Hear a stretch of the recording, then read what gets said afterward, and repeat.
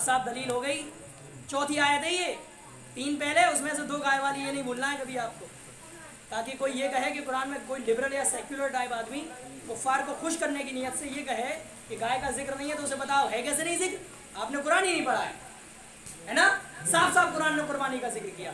ये अलग मसला है कि करनी चाहिए कि नहीं करनी चाहिए हजरत, ये हम माहौल देख के फैसला करेंगे। लेकिन अभी आपको मैं उसूली गुफ्तगू बता रहा हूँ कि कुरान से क्या क्या प्रूफ है कुर्बानी के बारे में, ताकि कोई कुरान पे इफ्तरा ना करे।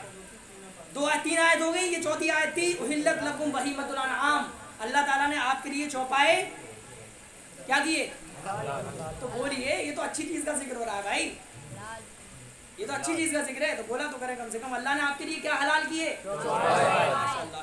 एक और आयत सुने, फरमाया वल अनआमा जअलना खलक़हा लकुम फीहा दिफ़उन व मनाफ़िउ व मिनहा ताकुलून, अल्लाह अज़्ज़ व जल्ल ने तुम्हारे लिए हज़रत वल अनआम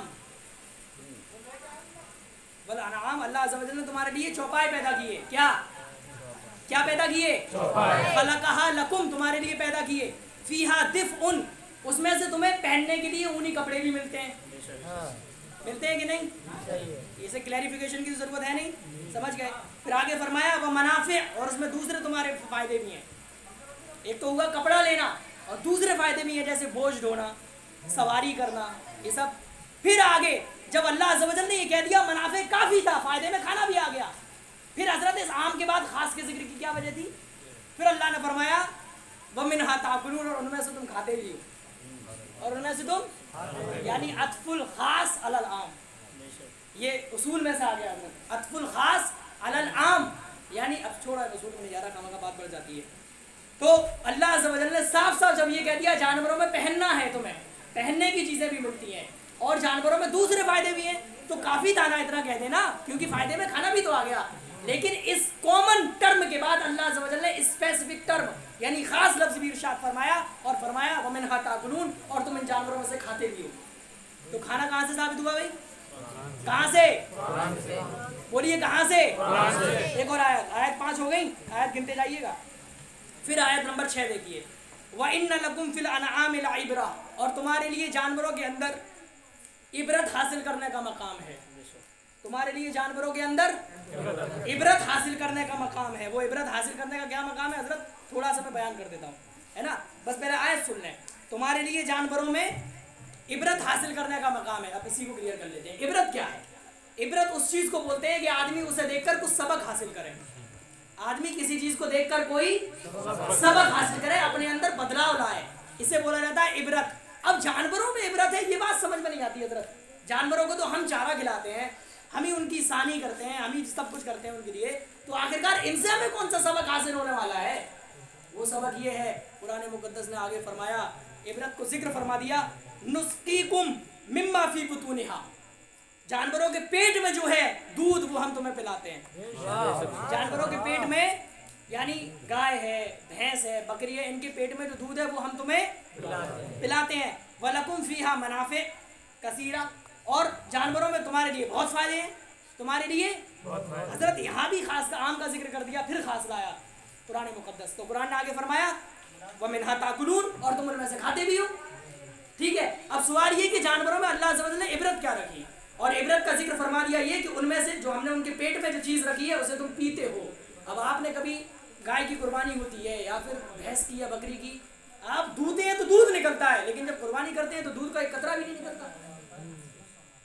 पॉइंट टू बी नोटेड, ये है इबरत कि जिस परवरदिगार आलम ने आपको पूरे दिन उसका दूध पिलाया, और जब आप उसी बकरी को ज़िबा कर देते हैं, उसी भैंस को या गाय को ज़िबा करते हैं, तो उसमें एक कतरा दूध भी नहीं निकलता। आखिरकार वो किसकी कुदरत है जो इसमें दूध पैदा करता है, आखिरकार वो किसकी कुदरत है जो इनके अंदर दूध पैदा करता है, लेकिन हम जब इन्हें काटते हैं तो दूध का एक कतरा तक नहीं निकलता। तो अल्लाह अज़्ज़ व जल्ल ने यहाँ पे वो इबरत दिखाई कि देख लो तुम्हारे रब की कुदरत क्या है। ये इबरत है कि देख लो तुम्हारा रब जो जानवरों के पेट में रोजी का कोई जरिया ना होने के बावजूद भी तुम्हारे लिए रोजी रखता है, तो आज तुम रोजी की वजह से उससे क्यों बेवफाई कर रहे हो। आज तुम रोटी और पैसे के चक्कर में क्यों हलाल और हराम का तरीका भूल गए। आज तुमने क्यों मस्जिदों को वीरान छोड़ दिया। आज क्यों मस्जिदें सिसक रही हैं, वुजू खाने सूखे हो गए, और वुजू खाने पुकार रहे हैं कोई आए यहाँ बैठकर वुजू करे और मैं उसके लिए बख्शिश की दुआ करूं, लेकिन कोई ऐसा नहीं है जो जाके वुजू खाने पे वुजू करे। यही इबरत है کہ جس رب کو تم نے اس روزی کے چکر میں چھوڑ دیا وہ رب تو وہاں سے روزی دیتا ہے من حیث لا یحتسب کہ جہاں تمہارا دماغ بھی نہیں پہنچ سکتا. تو اس رب سے بے وفائی کیوں کی گئی؟ اسی لیے قرآن مقدس نے کہا کہ تم دنیا چھوڑو, سورج اور چاند اور آسمان میں غور کرنا چلو تمہارے بس کی بات نہیں. اگر تم یہ سمجھتے ہو, اگرچہ بس تو ہے لیکن اگر تم یہ سمجھتے ہو بس نہیں ہے تو کم سے کم ان جانوروں کو تو دیکھو جن کے ساتھ تم ہر وقت رہتے ہو, جنہیں تم ہر وقت پال رہے ہو, ہر وقت کھلا رہے ہو, کم سے کم انہی میں عبرت حاصل کر لو. اگر تم میری وحدانیت دیکھنا چاہتے ہو, میری قدرت دیکھنا چاہتے ہو, میں احکم الحاکمین ہوں کیسے ہوں دیکھنا چاہتے ہو, تو کم سے کم اپنے جانور میں غور کر لو. تو تمہیں پتہ لگ جائے گا کہ کوئی ایسی پاور ہے, کوئی ایسی ذات ہے کہ جس کے قبضے میں پوری کائنات ہے, جس کے قبضے میں پوری کائنات ہے, کہ بغیر اس کی مرضی کے ایک پتا بھی نہیں ہل سکتا, بغیر اس کی مرضی کے ایک پتا بھی نہیں ہل سکتا. تو اس رب کی وحدانیت اور اس کی توحید اور اس کی قدرت کی عبرت آپ کو جانوروں سے حاصل کرائی جائے گی. اب ایک اور سوال ہے حضرت, وہ جو آیت کریمہ ہے قرآن مقدس میں جہاں صاف صاف ذکر ہوا کہ اللہ عز و جل نے تمہیں جو دودھ سائغل للشاربین والی آیت, کہ اللہ عز و جل نے جانوروں یعنی بھینس اور گائے یا بکری کے درمیان سے, اصل میں یہاں بھینس اور گائے کا ہی ذکر ہے خاص طور سے, کہ تمہیں دودھ عطا کیا, تو دودھ جو نکلتا ہے اس کا راستہ بیان کیا قرآن مقدس نے, من بین فرض و دمن, بس یہی مستدل بھی ہے, من بین فرض و دمن. اللہ عز و جل جو دودھ نکالتا ہے بھینس کے اندر سے, تو وہ دودھ کہاں سے آتا ہے؟ من بین فرض, گوبر, و دمن, اور خون کے بیچ میں سے. کہاں سے نکلتا ہے دودھ؟ گوبر اور خون کے بیچ میں سے. یعنی جو بھینس کی جو آرٹریز ہوتی ہیں, جو رگیں ہوتی ہیں, تو جو گوبر والی جو سائیڈ ہے انٹیسٹینز کی آتے ہیں وہ, اور اس کے جسٹ اوپر خون والی رگیں, ان کے بیچ میں سے اللہ عز و جل دودھ نکالتا ہے. یعنی قدرت دیکھیے, نہ تو گوبر کی بو آتی ہے نہ ہی خون کا رنگ آتا ہے اس کے اندر. تو پروردگار کہتا ہے یہ ہے عبرت جانوروں کے اندر. اور پھر اللہ عز و جل نے یہ کیوں ذکر فرما دیا کہ دیکھو دودھ کیسے آتا ہے؟ تم کیا سمجھتے ہو یہ دودھ صرف تھنوں میں سے آتا ہے؟ ایسا نہیں ہے. جب تم جانوروں کی قربانی کرتے ہو مجال ہے تھن میں سے ایک بوند دودھ بھی نکل جائے, کبھی نکلا ہے؟ کبھی نہیں نکلتا. تو پھر وہ رب کہ جو واحد ہے, قہار و جبار ہے, احکم الحاکمین ہے, بغیر اس کی مرضی کے کچھ نہیں ہوتا, تو اس کی عبرت اگر تمہیں حاصل کرنی ہے اور اس کی معرفت حاصل کرنی ہے تو اس جانور کے اندر دیکھو کہ جب وہ دودھ نکالتا ہے تو ایسے راہ سے نکالتا ہے کہ جہاں پر اس کے لیفٹ اور رائٹ دونوں طرف اس کی اپوزٹ چیزیں موجود ہیں. اگر خون کے پاس سے آپ دودھ گزاریے تو خون کا کلر آئے گا کہ نہیں آئے گا, اور گوبر کے پاس سے گزاریے تو گوبر کی بو آئے گی کہ نہیں آئے گی.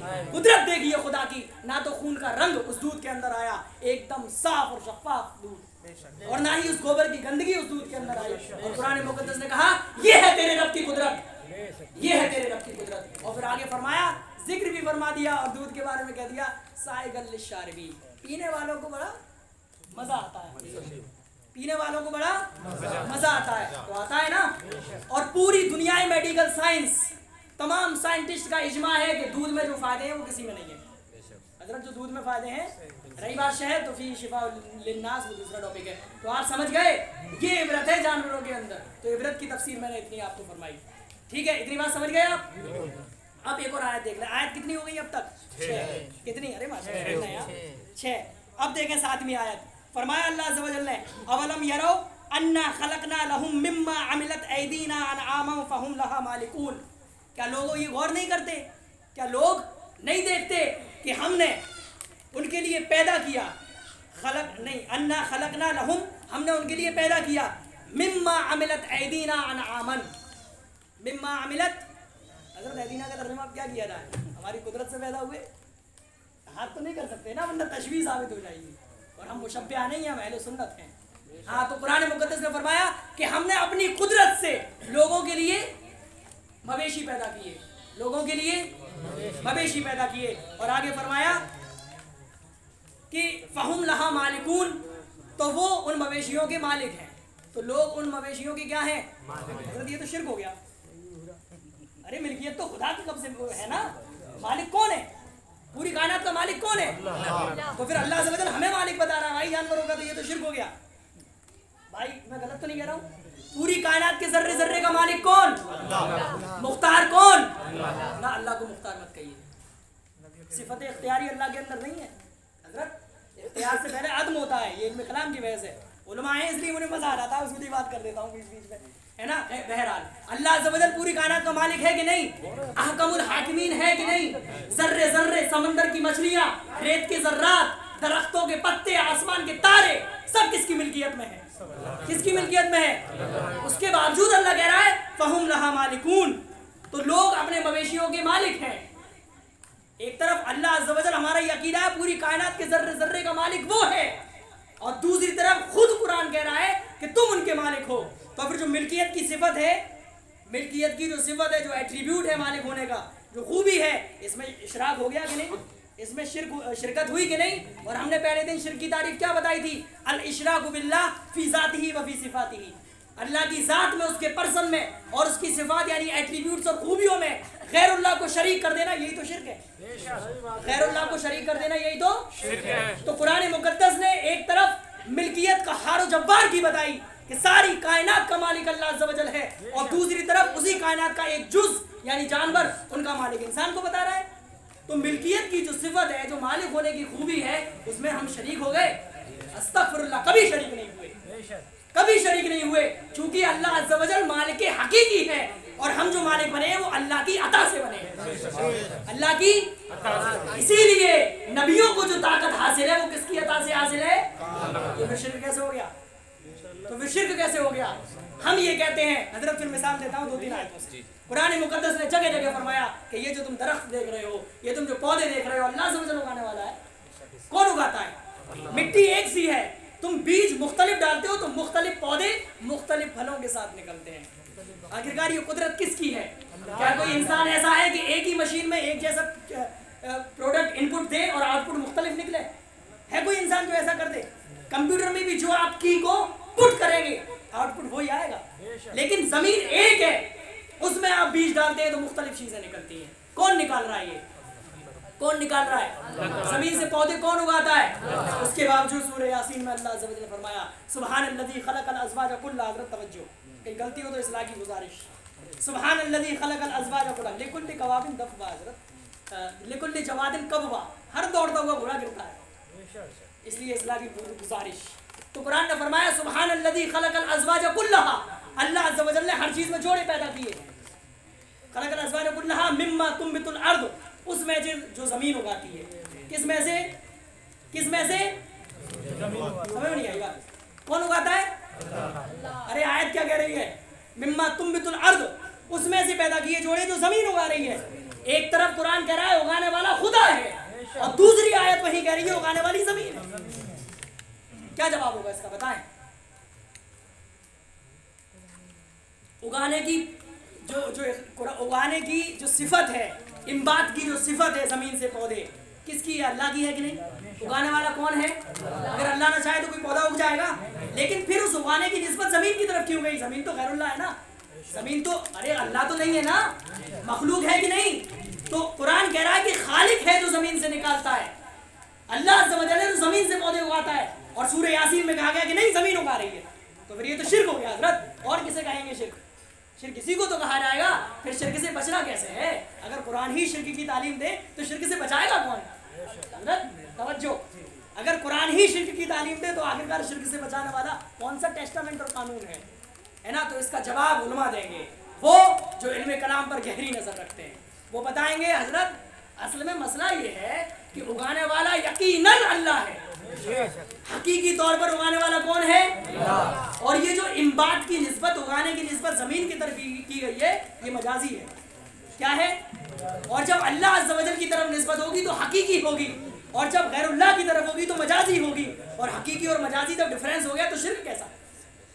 شرک تب ہوتا ہے جب ڈفرینس نہ ہو، شرک تب ہوتا ہے جب فرق نہ ہو. جب اتنا فرق ہو گیا تو شرک کیسا؟ بات سمجھ میں آ گئی؟ ایک مثال اور دے دوں، مزہ آ جائے گا.